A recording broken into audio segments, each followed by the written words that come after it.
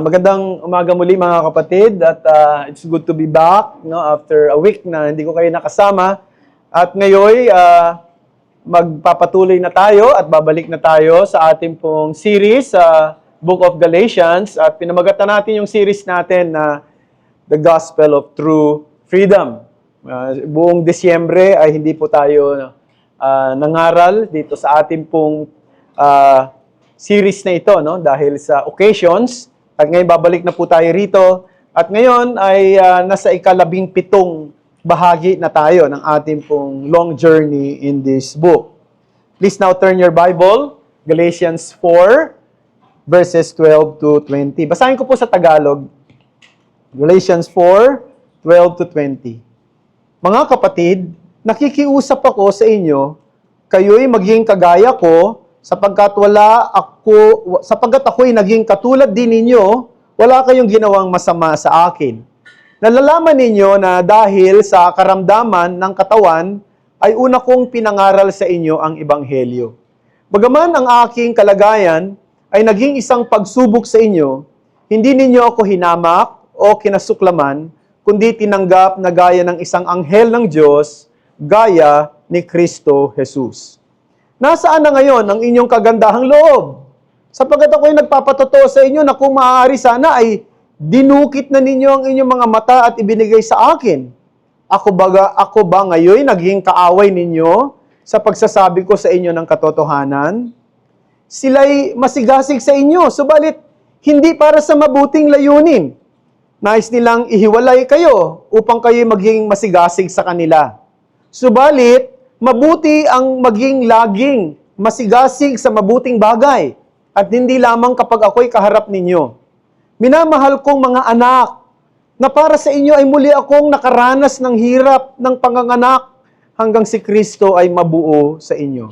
Verse 20, nais kong makaharap kayo ngayon at baguhin ang aking tono sapagkat ako'y nag-aalinlangan tungkol sa inyo. Ito po ang salita ng Panginoon. So, nung nakaraang pong linggo, pumunta ako sa Iloilo. So, pagbaba ko po sa airport, sinundo kaagad ako ni Pastor Warlito Monsalud. Kilala naman ninyo siya dahil nangaral na siya dito sa atin. At pagpasok ko sa kanyang sasakyan, agad niyang sinabi sa akin na, hindi ko sinabi sa iyo, sabi niya, pero ako ay inatake sa puso noong nakaraang buwan. At akala ko, katapusan ko na kasi sa loob ng isang araw, Sunday pa naman daw yon, ay inatake siya ng 3 beses. At nung nandoon na siya sa operating room, natuklasan nga na meron palang 4 na bara sa kanyang mga arteries, sa kanyang puso. At dahil nga sa sobrang parang akala niya mamamatay na siya, parang nagtagubili na siya doon sa kanyang mga pamilya. So, yun ang kanyang sinabi. Ngayon, salamat naman sa Diyos sapagkat nakasurvive siya at ngayon nagpapagaling na siya. Hindi daw niya sinabi sa akin na yun nangyari para daw hindi maabala yung isip ko at makapag-concentrate sa aking ministry na gagawin doon sa Iloilo. Now, nung tinanong ko ano ang dahilan kaya kung bakit siya ay na-atake, sabi niya maraming dahilan pero ang isa daw sa pinakadahilan ay stress. At as you know, I am a hardworking man. I make myself available even in the middle of the night. Sabi niya gano'n. Kapag tinawagan ako ng kaibigan ko, ng kasamahan, ng kapwa pastor, mga kamanggagawa, membro ng church, kahit na hating gabi ako ay pumupunta. At kilala ko si Pastor Warlito. Nagkasama kami sa mga conferences sa Cebu, sa Bantayan Island, sa Bacolod. Kitang-kita ko yung sipag, napakasipag na tao. In fact, kahit na hindi naman siya kinakailangang mag-prepare ng pagkain namin, siya nagpe-prepare, tumutulong magluto, naghahanda ng mga gamit doon sa mga venue na kung saan ay gagawin yung mga conference namin. So, napakasipag talaga niya. At sabi niya, yung stress daw. Pero, sabi niya, ang pinaka mas stressful things ay kapag ka merong mga kapatid na mahal mo Pagkatapos, siya pa yung nagbigay ng sakit sa kalooban mo. Sabi niya ganun. Napakahirap at napakatindi ang dating noon sa iyo. Napalagay ko, in one way or another, brethren, all of us experience stress, di ba? In one way or another. Kasi lahat naman tayo, may mga sa trabaho natin, sa pamilya natin, maaring sa mga nangyayari sa paligid natin o sa bansa natin, nagbibigay ng stress yan sa atin. Pero kung pastor ka, siguro talagang i-expect mo na yung stress eh. Kasi you are dealing with people. People na iba-iba yung background, iba-ibang ugali, iba-iba yung personalidad, no? Iba-iba yung level ng kanilang spiritual maturity among many other factors. What makes the difference is having the heart of a pastor. Yun ang pinakamahalaga eh. Despite that you have many stresses, you have the heart of the pastor. Kasi I believe na si Apostle Paul, nakaranas siya ng stress. Diba, dito sa sulat niya sa mga taga-Galatia, kitang-kita natin yung tono ng kanyang pagsasalita. Medyo strong yung mga words na ginamit niya, lalo na sa mga naunang mga talata ng aklat na ito, chapter 1, diba? Dahil masyado siyang na lungkot nang ang mga taga-Galatia, ang iglesia sa Galatia ay madaling tumanggap ng mga maling aral na hindi niya itinuro sa kanila. No? Madali nilang tinanggap yung aral kasi pag alis nila, pagkatapos ng first missionary journey, dumating yung mga kung tawagin ay Judaizers na nagsasabi na ang isang tao ay maja-justify hindi lang sa pamamagitan ng pananampalataya kay Kristo, kundi sa pagsunod sa Mosaic law, particularly sa circumcision, no? Para siya ma-justify. At para kay Pablo, ang katuruan ito ay hindi lamang theologically wrong, kundi ang nakasalalay rito ay ang kalalagayang espiritual ng isang tao. Yung kanyang eternal destiny. Kaya mabigat yung mga salitang ginamit niya. Nung sabihin niya sa mga taga-Galatia, sabi niya, kahit na ang magturo sa inyo ay anghel galing sa langit, sabi niya, pakasumpain. Let them be anathema. Let them be accursed. Medyo mabigat yung mga salitang binanggit niya ron. Kasi nga, alam niya, ang nakasalalay rito ay ang kaluluwa ng isang tao. Kasi when the gospel is distorted, souls are at stake. That is why Paul was so strong in his words in this book. But on the other side of it, brethren, makikita natin, though Paul was so strong in his word, in the passage, itong pangatalata na binasa natin ngayon, makikita natin na nagde-demonstrate ito ng isang pastoral heart. Yung puso ng isang pastor, isang puso na nagpapahayag ng malalim na pag-ibig, ng totoong malasakit sa mga taga-Galatia. Sabi nga ni John Stott, sa kanyang observation, si Pablo ay hindi lang isang apostol, hindi lang siya isang apologist o defender of Christian faith, hindi lang siya isang theologian, hindi lang siya yung mga binanggit ko kanina, kundi siya ay isang pastor na nagmamahal ng kaluluwa. Si Pablo ay modelo ng isang true pastoral concern for his Galatian converts. And also, brethren, that must also be the character of a true servant or a pastor. But not only that, this pastoral heart must also be the character of all true Christians. And this is the message that I want to emphasize this morning from the passage that we read. True Christian faith shows a pastor's heart, firm against error, yet gentle and restoring in love. Firm against error, yet gentle and restoring in love. And I have 4 things to say, no? First, we will be looking at the elder's heart to emulate. Secondly, the encouraging attitude to evoke. Pag sinabing evoke, to remember or to refresh. And then number 3, the erroneous zeal to expose. And number 4, the endearing love to exhibit. First, the elder's heart to emulate. Ano yung dapat i-emulate ng isang totoong pastor? Ng isang taong merong pusong pastor? Ito yun.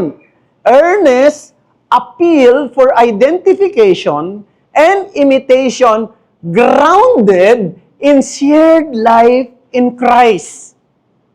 Yung bang magkaroon daw tayo ng ugali na tulad ng niya bilang pastor, grounded doon sa katangian ni Kristo. Tingnan natin sa verse 12a. Brothers, I entreat you, become as I am, for I also have become as you are. This is the language of a pastor who truly loves his people. Become as I am. Alam nyo, hindi lang yun parang exhortation. Yun ay pakiusap ng isang pastor. Maging Kristiyano kayong tulad ko. Maging mananampalataya kayong tulad ko. Na huwag nating i-misunderstand si Paul na parang parang arrogante to si Pablo na ayabang naman ni Pablo, but parang siya lang ang superior ba siya? No? Boastful ba siya? Hindi po, mga kapatid. This is an honest appeal to people he loves deeply. Knowing that if they listen to false teaching and follow false teachers na nagdi-depart sa truth, ang nanganganib ay ang kanilang kaluluwa. Ang nanganganib ay ang kanilang kaluluwa. Kaya sabi niya, maging tulad kayo sa akin. Sapagkat kung ang susundin ninyo ay ang mga turo ng mga taong ito, ang mangyayari, kaluluwa ninyo ang mapapahamak. No? So there is, in a sense, in which, brethren, we ought to be able to say these words too. Sana masabi rin natin ito Doon sa mga, maaaring may kapatid tayo na mahina pa, immature pa sa pananampalataya, o maaaring unbeliever, mga hindi pa mananampalataya. Yung bang, kaya ba natin sabihin sa kanila, nakikiusap ako sa iyo. No? Namamanhik ako sa iyo. Maging katulad kayo sa akin. I plead you. Be like me. Can you say that, brethren? Can you say that to the brethren in this church who still need spiritual growth? Pwede rin nyo bang masabi yan sa mga hindi pa mananampalataya ninyong mga mahal sa buhay sa inyong pamilya at sa mga kaibigan? Na parang sa totoo lang, yung honest to goodness, yung walang pagyayabang, walang superiority complex o superior spirit, na masasabi, alam nyo, mayroong kalayaan May kagalakan, may pag-asa sa kaligtasan na ipinagkakaloob ni Kristo. At taglay ko ito ngayon. At gusto ko maranasan mo rin. Gusto ko. Dumating din yan sa iyo. I want you to become like me. Can you say that? Without the spirit of superiority. Without the spirit of parang arrogance. Kundi yung concern lang ba, malasakit sa kaluluwa ng isang tao. Pwede ba nating masabi yon, mga kapatid? Salagay ko kung talagang totoo sa puso natin, pwede nating gawin yan Tulad ni Pablo, be like me. No? Naalala niyo ba si Paul nung tumayo siya sa harapan ni Haring Agripa? Mababasa niyo sa Acts chapter 26. Di ba nung humarap siya, sabi ni Haring Agripa, sige, magsalita ka. Bibigyan kita ng pagkakataon magsalita. Tapos sinabi ni Pablo yung kanyang testimony kung paano binago siya ng ebanghelyo ng Panginoong Kristo. Dati nagpipersecute siya ng mga Christians. Tapos nung dumating yung ebanghelyo sa kanya, binago talaga yung buhay niya at maraming nangyari sa kanya. Tapos sabi ni Haring Agripa, alam mo, napapansin ko sa iyo sa maikling pananalita, gusto mong maging katulad ako sa iyo Gusto mong kumbinsihin ako na maging Kristiyano rin katulad mo. Alam mo, sagot ni Pablo, Acts chapter 26, verse 29. Basahin natin. Sabi niya, whether short or long, I would to God that not only you, but also all who hear me this day might become such as I am, except for this chains. Sabi niya, alam niyo po, Haring Agripa, hindi lang talaga ang gusto kong mangyari ay kayo ay maging katulad ko. Kundi lahat ng naririto, maging katulad ko, wag lang dito sa talikala na nandito sa aking kamay. Kasi nakaposas siya eh. Di ba?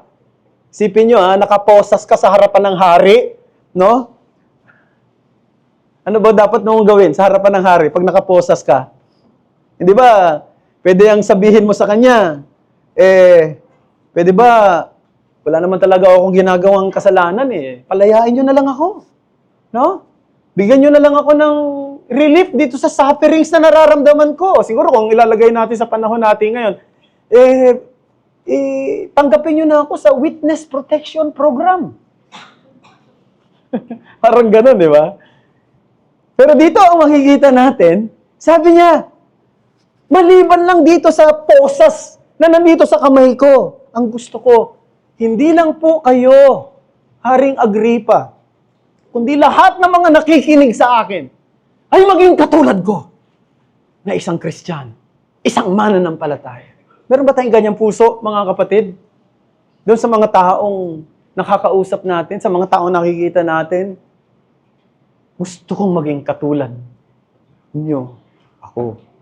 Si Pastor Warlito, kinuwento niya sa akin nung nandun na daw siya sa operating room.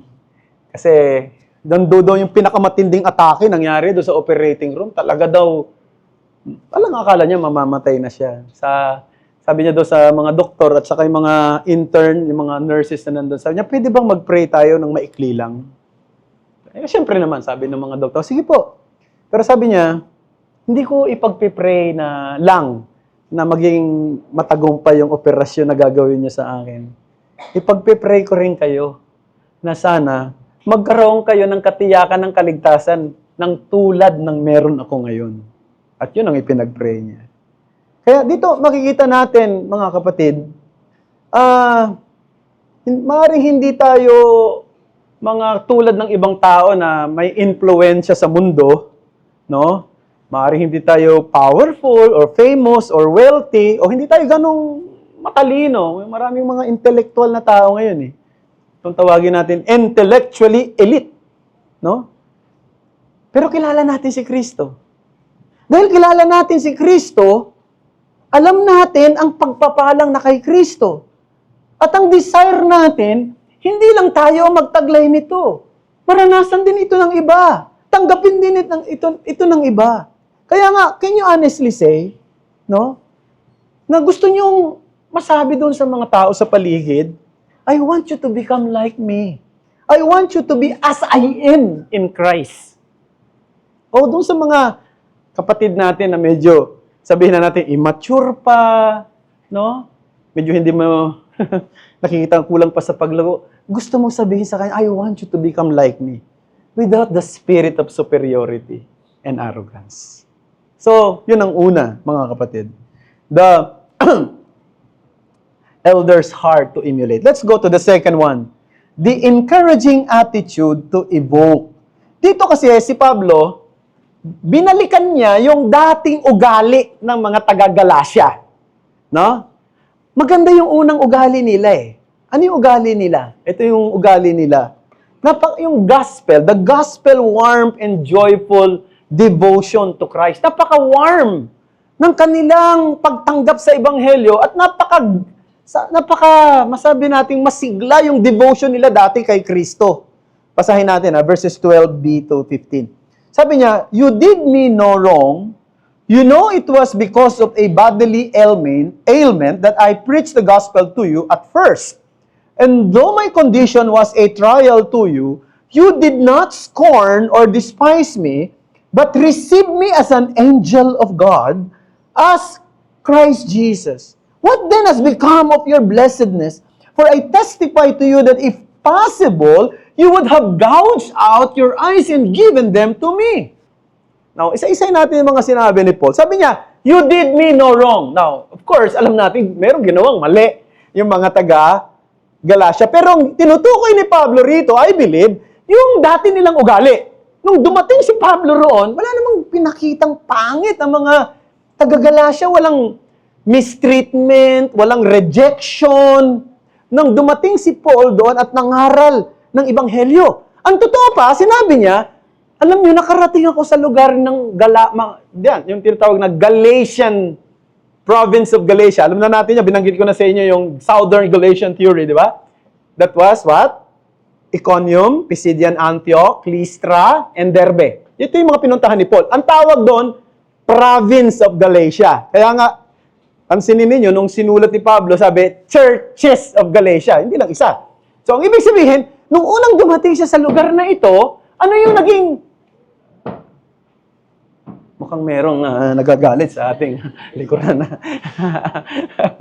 Okay. So, noong panahong ito, nung dumating si Pablo ron, yung mga tao, tinanggap yung kanyang pangangaral. No? Pero alam mo, sabi niya, kaya siya daw nakarating doon, mayroong problema sa katawan niya. Meron siyang sakit. So, for some reason, di natin alam ano yung sakit na yon. Siguro hindi ito ang original na plano ni Pablo na pumunta sa lugar sa province of Galatia. Pero for some reason, may nararamdaman siya sa katawan, siguro, dito muna tayo dumaan. Meron siyang karamdaman. At yung nangyari, yung kanyang sitwasyon ay nagamit pa para mangaral ng Ebanghelyo roon at naitayo ang mga iglesia. Isipin niyo yung sovereignty ng Diyos, ha?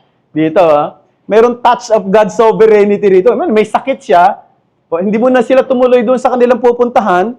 Pumunta na muna sila dito sa lugar na ito. Siguro para magpahinga, no? O maaring humanap ng mga paraan para guminhawa ang pakiramdam. Pero, nagkaroon ng pagkakataong mangaral at naitayo ang mga iglesia. Pero ito yung kagandahan. Siguro, sabi niya, kahit na may sakit ako, at mukhang may sakit ako, pero hindi nyo itinuring na may sakit ako. Parang gano'n, ano? Parang, di ba, alibawa, may makikita kang may sakit, nangangaral. Ano ba naman yan, nangangaral, mukhang ubo-ubo na nga eh. No? No? Di ba? Ang hirap din. Lalo na siguro panahon ng pandemic, no? Di ba? Marami nga naging issue dyan, eh, no? Ng panahon ng pandemic. Bakit may mga umattend dito, di ba? Delikado, may mga baka may mahawa doon sa sakit. Dapat lang naman mag-ingat. Halimbawa, nag-uubo-ubo ka nga dyan, ang hirap pa mangaral. Pero si Pablo, kitang-kita yung panghihina ng kanyang katawan. Pero ang naging reaksyon ng mga taga-Galatia, sabi, ay, tinanggap pa rin siya. Hindi siya dinispise, hindi siya nireject. Sabi, tinanggap bilang mensahero ng Diyos, tulad ng isang anghel. Parang si Kristo ang tinanggap nila. At alam nyo, ang isa sa mga ebidensya dyan, mga kapatid, pag binalikan natin yung Book of Acts, medyo iba yung attitude ng mga tao dito sa lugar na ito eh. Medyo may pagka-religious sila eh. Kasi di ba naalala nyo, nakarating si Pablo sa Lystra, nung nangaral si Pablo roon, alam nyo yung ginawa ng mga tao? Gusto na silang sambahin. No? At sabi pa nga nung mga tao roon sa Lystra, lagyan natin ng pangalan si Barnabas. Ang pangalan ni Barnabas si Zeus. Ang pangalan naman daw ni Pablo ay si Hermes kasi siya daw yung spokesman. So, ibig sabihin may pagka-religious yung mga tao. Pero pinigilan ni Pablo at sinabi, hindi ako pwedeng sambahin. Ako'y tao. Kami mga tao lang. Mga lingkod ng Diyos. So, makikita natin, religiously speaking, medyo receptive ang mga tao sa lugar na ito ng Lystra. Pero ang point dito, mga kapatid, Galatians were once so warm in their reception of the gospel and so expressive in their devotion to Christ and to Paul as his servant, they are willing figuratively. Sabi, kung po pwede nga lang tanggalin nyo na yung mga mata ninyo at ibigay sa akin, gagawin ninyo eh. No? Bilang pagpapakita ng inyong loyalty at ng inyong pag-ibig. Pero ngayon, ano nangyari? Itinuring nyo na akong kaaway. Para na tayong magkaaway dahil nangangaral ako ng katotohanan. Anong punto rito, mga kapatid? This demonstrates na the true doctrine produces true devotion. While false doctrine can distort even one's life and affections. Pag mali ang doktrina mo, mali ang theology mo, siguradong merong epekto yan sa pamumuhay mo. Pero pag tama ang pinaniniwalaan mo, tama ang tinatayuan mo, siguradong may epekto yan sa pamumuhay mo. Kaya, true Christians, those who rightly understand the gospel are willing to listen. Yan ang mga totoong Kristiyano. Willing to admit when they are wrong and not harden in their heart. They remain open to correction. Handa nilang aminin kung sila'y mali. Handa silang magpatuwid. They never grow weary of hearing the same old gospel truths again and again. Because that is the attitude of true Christian. The attitude of true Christians, they embrace the truth and they live according to the truth. But once the truth is polluted, once false teaching is being embraced, even the lifestyle is affected. Right? So that's number 2. So binalikan ni Pablo yung dating magandang ugali na nawala. Nawala noong dumating ang mga Judaizers. Let's go to number 3. Pagkatapos ng sabihin yung mga encouraging attitude ng mga taga-Galacia dati, pinuna na ni Pablo rito yung maling zeal o sigasig ng mga tao, the erroneous zeal to expose. So, ngayon, inilantad niya na yung mga false teachers na ito, itong mga Judaizers. Sabi niya, the zeal of false teaching isolates the believer and enslaves the soul. Verse 17, they make much of you, but for no good purpose. They want to shut you out, that you may make much of them. Yung mga Bible scholar na nabasa ko at mga commentaries like Leon Morris, one of the best New Testament scholars, sabi niya, throughout history, there have been many earnest individuals whose zeal for their cause has far exceeded their grasp of reality. May mga taong masigasig. May mga taong sa Tagalog, mas malalim na Tagalog, masikhay. Zealous. No, doon sa kanilang pinaniniwalaan. Pero minsan, sa sobrang zeal nila, nawawala na sila sa realidad. Maraming ganyan, di ba? Halimbawa, di ba, yung mga dating katropa may rocks. Di ba? Makikita nyo mga university students, no? Ang tawag dito, mga talagang masigasig. Mga mga nag-aaral sa universidad, no? Matatalinong tao. Pero bigla na lang iniwan yung pag-aaral at sumama sa mga cause na akala nila, sa tingin nila ay tama. Pumunta sa mga bundok, no? Pumunta sa mga gubat. Di ba nakita niyo, mayroong isang labanan doon sa Mindoro, no? May ilang linggo na nagtatago yung isa ro na kabataan. No? Isipin natin yung mga ganun. Di ba yung tinatawag na nawawala na sa realidad? Alam mo nang nagba-Bible study ako sa FDA, meron dong umaaten. Sabi niya, meron daw yung nanay daw nila, no? Nagbenta ng kanilang mga ari-arian. Laki ng binenta. Pagkatapos lang, hindi lang siya nakapagbenta ngayon, syempre, nag-retire, meron ding tinanggap na malaking, di ba, may mga lump sum yan? Lump sum ba tawag doon? Alam mo ginawa? Imbis na bigyan silang mga anak, pinadala doon sa Davao kay Pastor Kibuloy, no? Yung pera. Kaya ang sama ng loob nilang lahat. Kasi andun yung tao na yung, sabi niya, very zealous sila doon sa kanilang pinaniniwalaan. Narinig na ba ninyo? Ito, naging sikat ito mga early 90s. Si David Koresh, narinig niyan? Si David Koresh. Itong si David Koresh, sorry, Siya yung nagtatag ng isang sekta na tinawag na Branch Davidians. He claimed that he has the exclusive authority to interpret Scripture and asserted that he was the Lamb of God na binanggit dun sa Revelation that can open the 7 seals. May binanggit na 7 seals, siya lang daw ang binigyan ng karapatan. At hindi lang yon, binigyan din siya ng karapatan mag-asawa ng marami. No?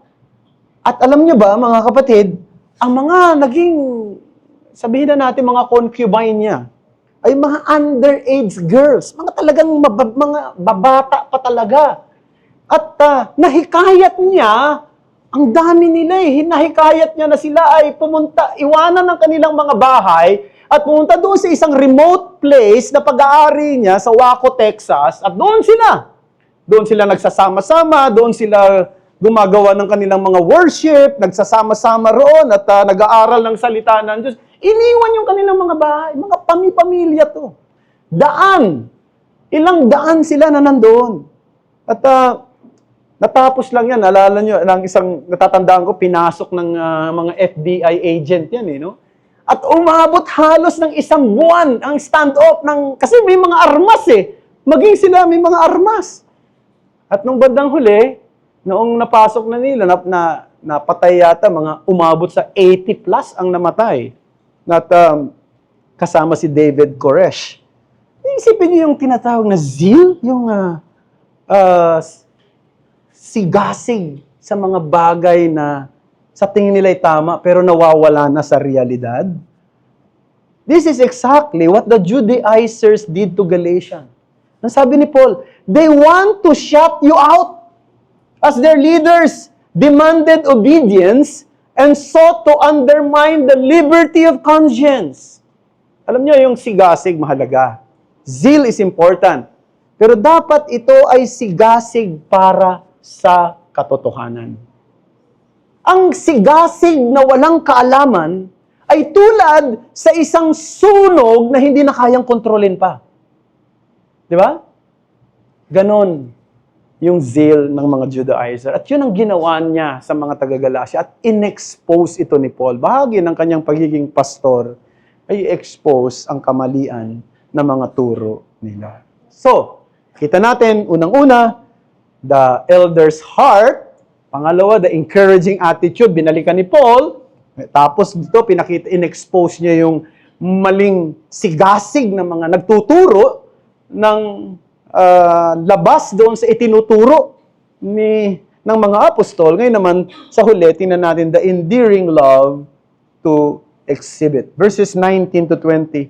My little children, for whom I am again in the anguish of childbirth, until Christ is formed in you, I wish I could be present with you now and change my tone, for I am perplexed about you. So dito makikita natin, sabi niya, di ba, I wish I could be present with you and change my tone, for I am perplexed about you, my little children. It speaks of love of a pastor. It speaks of love of a servant of God to his people. What is this love that Paul wants to show? It is a laboring love, longing for Christ-likeness in believers. Alam niyo, si Pablo, kung binasa natin, sa pagbasa natin ngayon, parang punong-puno ng emosyon yung kanyang mga salita. He addresses the Galatians as what? My children. Mga anak ko. At ang sabi pa niya, ang portrayal niya rito, hindi yung tatay kundi nanay. Kasi ang ginamit niyang salita, sabi niya, for whom I am again in the anguish of childbirth. Sino ba yung nagcha-childbirth? Di ba? Nanay. So sabi niya, para akong isang nanay na nagli-labor uli. No? Para maipanganak kayo at maging kamukha at mahubog kayo sa katangian ni Kristo. So dito ay isang imagery na nagbibigay diin sa deep pain and intense effort. It is as though Paul must begin the process all over again. No? Kung kinakailangan kong simulan uli, sabi ni Pablo, para bang yung sasakyang kinakailangan i-overhaul uli, gagawin ko bilang kayo mga anak ko at hanggang saang katangian ni Kristo ay humubog sa inyo. So anong punto rito mga kapatid? This reveals the true goal of Christianity is Christ-likeness. Not only in doctrinal belief, not only in the mindset or behavior and attitude. Sa lahat ng aspect. Belief, doctrinal belief, theological belief, mindset, behavior, and attitude. Kaya si Pablo, sabi niya, di ba, natatakot ako eh. Nangangamba ako sa inyo. Gusto ko makapunta dyan face to face. Kasi ang isang problema, misunderstand na naman ninyo dahil strong yung salita ko. Alam naman natin kapag ang salita ay sa text. Iba kasi sa text, di ba? Marami na nag-aaway-away dyan sa text lang eh. Iba talaga yung face to face kasi nakikita mo yung mata, nakikita mo yung facial expression, nakikita mo yung movement ng kanyang, o kaya yung tono ng boses. Di ba? Sabi niya, gusto kong andyan ako eh. No? At baguhin ko yung tono ko. Kasi ako'y nag-aalala sa inyo. So, Paul is deeply grieved that they have embraced false teaching and have in effect becomes the enemies of the truth. Pero bilang pastor, gusto niyang muli ay matulungan ang kanyang mga tupa. Maibalik sa kanyang kawan. Maitama ang kanyang pananaw. Mga kapatid, yan ang puso ng isang pastor.